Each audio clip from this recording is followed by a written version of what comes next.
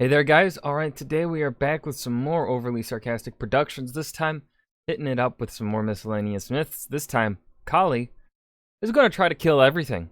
So before we dive in, make sure you go and check out the links in the description box below. I would love it if you join the Discord. Now let's go and learn about how Kali tries to kill fucking everything. Wow. Who'd have ever guessed that this wasn't a fully accurate portrayal of Hindu worship? So Hinduism is often called the oldest religion on Earth, a description that actually seems to be true. And because of its antiquity and the fact that it's a synthesis of a large number of disparate traditions and practices from all over the Indian subcontinent, summarizing it concisely in the space of an entertaining intro paragraph is difficult, to say the least. In the broadest, most impossible, I would say. insultingly simplified terms, Hinduism focuses on how best to live one's life while simultaneously finding a way to escape samsara, the cycle of reincarnation. There's also the concept of Maya, illusion, as a source of distraction from one's proper understanding of their place in the universe. And there's also Brahman, which is this sort of ultimate universal principle thing, which is really hard to concisely define without sounding like a hippie or a cult leader, but it's kind of the unifying principle energy thing of the universe. There's also Shakti, which is a specifically feminine primordial cosmic energy thing that seems to play the same role as Brahman does in the versions that use it. Now, when it comes to the gods specifically, Hinduism has a system that sounds more complicated than it is. Basically, every god is an aspect of that primordial energy universe.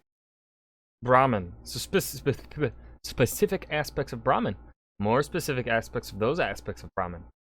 Loads and loads of very specific divine aspects of Brahman. Stuff, and most gods will be specific aspects of other bigger gods. For example, Parvati is the gentle, nurturing, motherly aspect of cosmic universe goddess Shakti, Durga is the warrior aspect of Parvati, and Kali is the pissed-off warrior aspect of Durga. They're all usually treated as distinct Heavy metal aspect goddesses, but at the same time they're also all the same entity taking increasingly specific forms. One other confusing element to all this is that because the Hindu gods are kind of fluid and mostly symbolic, their relationships with one another can also be pretty flexible from myth to myth. For example, the general rule is that Mother Goddess Parvati is the wife of Shiva, the destructive aspect of the Trimurti whose job it is to end the universe. But Kali, whenever she's around, is also characterized as Shiva's wife without this conflicting with Parvati's thing. So now that we've sort of barely, not really contextualized this, today let's talk a little bit about Kali and how she nearly danced the universe to death. Word of warning, there's about 500,000 variants on this story, with this being only one of them. Mythology is fun like that. Please be nice to my comment section. So our story begins with Durga and the Matrikas, a good name for a band, fighting these dudes Chanda, Munda, and Raktabija along with their obligatory army of faceless minions. Now these guys are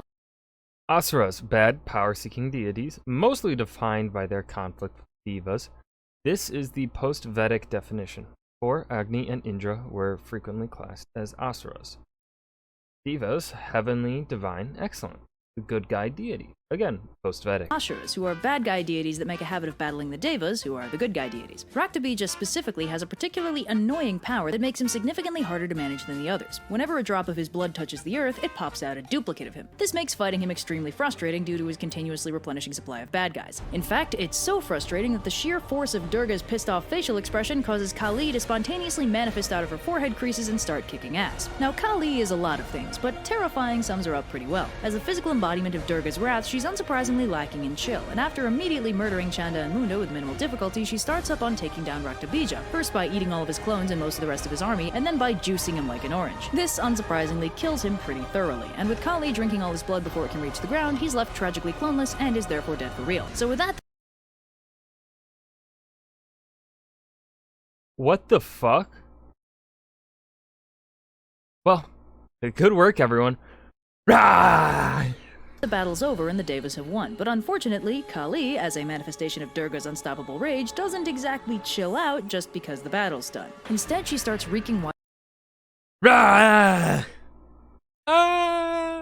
widespread havoc, murdering basically everything she comes across and dancing on the bodies of the dead. Her victory dance Shiva, you've got to stop your wife. Parvati's right over there. Your other wife! / murder party gets so intense that it starts threatening the universe itself, at which point the rest of the Devas decide it's time to call in Shiva to sort this all out. So Shiva surveys the Ah, I see. The problem.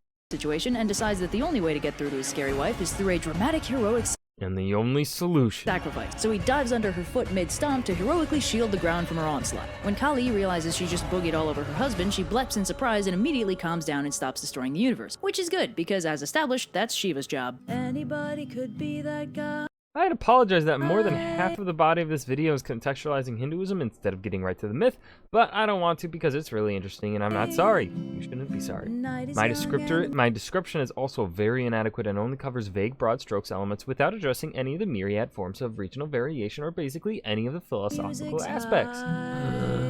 This video is the result of a very enlightening conversation with a friend of mine while heckling Temple of Doom for cultural inaccuracies. It's a movie from...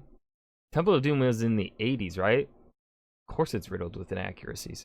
Everything is fine. I have nothing but respect for that one guy on Twitter who described Kali as a waifu as fuck. The mood for Agreed. dance. And that was Miscellaneous Myths. Kali tries to kill everything. I hope you guys enjoyed. I certainly did. This was a lot of fun.